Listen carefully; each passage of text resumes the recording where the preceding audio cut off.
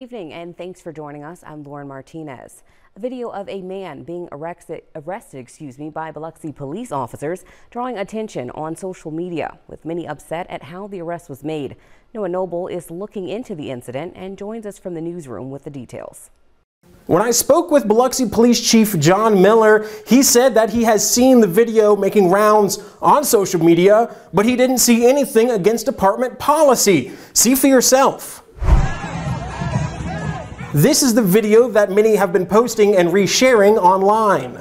It was recorded Saturday night during the parade. Biloxi PD responded to a fight at the corner of Renoir and MLK and arrested one person.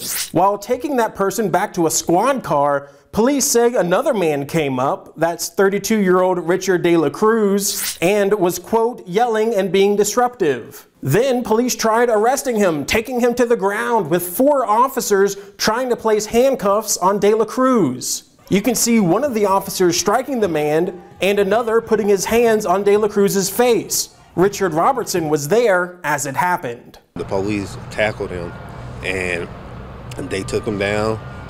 One of the police officers, as you can see in the video, was punching the guy. And then you had another one who was actually holding the guy's nose and mouth.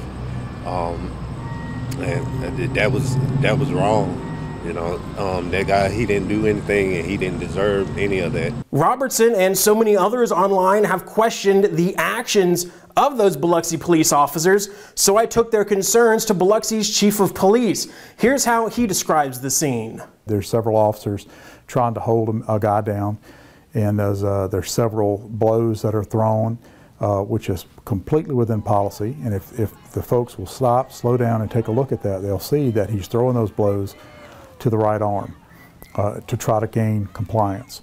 The person that they're dealing with is obviously intoxicated and not wanting to comply with their requests. Then the other thing that you see that apparently upset a lot of people was they believed that the officer was trying to hold the nose, and that's absolutely not what was going on. That's a technique that's used, 45-degree angle under the nose, just like this. And if you'll look at the video, you'll see that pretty well, just like this, to gain compliance through pain. The technique that y'all are taught, do you think that you may change y'all's procedure on that, just because of the startling nature of how it looks when you... Well, I would well, it may be startling to folks, again, who don't understand what they're seeing.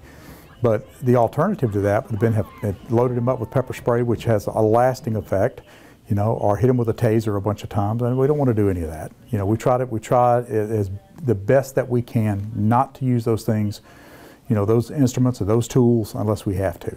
But if you have to effect an arrest, you have to effect the arrest. Robertson and others also question why it took so many officers to arrest one man. There's 2 things that you don't want. You don't want an injured officer, and you don't want an injured person. And the more control that you can put on these folks to hold their feet, the better off you are. And that's exactly what I saw. Some people are also upset that one of the arresting officers reached for his gun and then grabbed a bottle of pepper spray to disperse the crowd. I asked the chief about that. You have a constitutional right to stand back, do all the filming you want to do.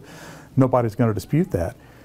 But there is a time when you're getting too close, where these officers are worried about not only this person that they're down with, not only their safety, that's safety, but now they got a crowd gathering and closing in on them. I don't blame them a bit. When the arrest is finally made, De La Cruz appears to go limp. Chief Miller told me paramedics were called and deemed him perfectly fine. But he couldn't say if De La Cruz's apparent intoxicated state played a role in that. Either way, De La Cruz was taken to jail and charged with resisting arrest and disorderly conduct, both misdemeanor offenses. Chief Miller also says an internal review is underway for his officers' actions. In the newsroom, I'm Noah Noble for WLOX News Now.